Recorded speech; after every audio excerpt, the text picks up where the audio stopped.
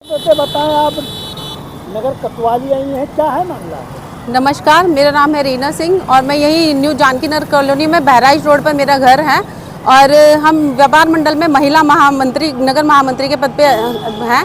और मेरा मामला ये है कि कल रात में अपनी दुकान पर थी, अपने कार्यस्थल पर कार्य कर रही थी। उसके बीच में मेरे घर पे मेरे 3.5 साल का बेटा है और एक लड़की उसको देखने के लिए रहती है। वो लड़की थी घर पर और अचानक से एक आदमी मेरे घर पर जाता है। घर पे उस समय कोई भी नहीं था। उसने मौका वारदात पे जब देखा कि हाँ घर पे बच्चा है और एक लड़की है छोटी, उसके अलावा और कोई नहीं है, तो उसने जाके तुरंत धड़धड़ाते हुए घर में घुसा। उस लड़की ने विरोध किया, रोकने की कोशिश की, तो उसने उसकी एक नहीं सुनी, उसको बाल नोच के उसको धक्का देके गिरा दिया। घर में कोई नहीं था, वो सीधा मेरे कमरे में घुसा।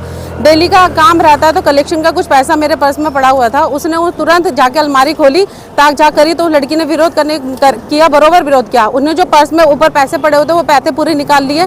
उसके बाद लड़की ने कहा कि जो तुम कर रहे हो वो ठीक नहीं होगा। उसने तुरंत मेरे बच्चे को, 3.5 साल का बेटा, उसको तुरंत अपनी गोदी में उठाया और उधर बच्चे को उठा के लेके जैसे ही चलने लगा, उस लड़की ने बच्चे को खींच लिया। उसने तुरंत बस एक ही बात बोली कि जो तुम कर रहे हो ना सारा कैमरे में रिकॉर्ड हो रहा है, क्योंकि वहाँ पे सीसीटीवी लगा हुआ था।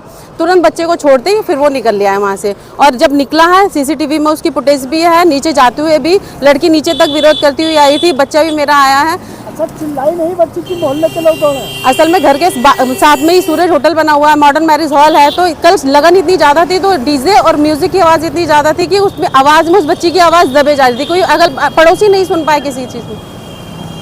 मतलब अब ये हो गया है कि अगर कोई भी व्यापारी है या कोई भी अगर अपने घर से बाहर है, कोई व्यापार में व्यस्त है, अपने काम में व्यस्त है, तो उनके बच्चे अनसेफ हैं। मतलब गोंडा की जनता को अब यही नहीं हो रहा कि हाँ हमारे बच्चे, हमारी घर की महिलाएं, हमारे घर के इंसान भी सेफ हैं या नहीं है।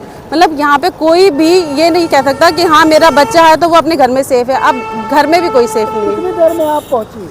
तुरंत मेरे पास 8:44 पे लड़की ने फ़ोन किया, रो के उसने मुझे सारी बात बताई। मैं तुरंत उस घर पहुंची हूँ, गाड़ी का नंबर भी मेरे पास है। पापा कहाँ रहते हैं? लड़की के पापा जो है वो जमुनिया बाग में रहते हैं, लेकिन लड़की 10 साल से मेरे पास ही रहती है, एकदम मेरे बच्चे की ही तरह है। लेकिन जो वारदात कल हुई है, उस वारदात से तो एकदम दिल सहम गया है कि अब हम सूचना दी कितनी देर में? तुरंत फिर हमने 112 पर कॉल की। 112 पे से हमने रिस्पांस मिला, वहाँ से पुलिस आई भी, उन्होंने मौका वारदात की पूरी जांच पुष्टि भी की। पुष्टि के बाद उन्होंने फिर तुरंत मिसरौलिया पुलिस चौकी कप्तान को भी बताया। फिर वहाँ से भी 2 लोग आए, उन्होंने लिखा पढ़ी की, सीसीटीवी की फुटेज भी देखी, गाड़ी का नंबर और आरसी भी निकलवाई। उसके बाद जब आरसी में भी वहाँ बलरामपुर का नंबर निकला गाड़ी का, कि गाड़ी बलरामपुर की थी। फिर सुबह हम नगर कोतवाली आए हैं अपनी कंप्लेंट देने के लिए, FIR करवाने के लिए।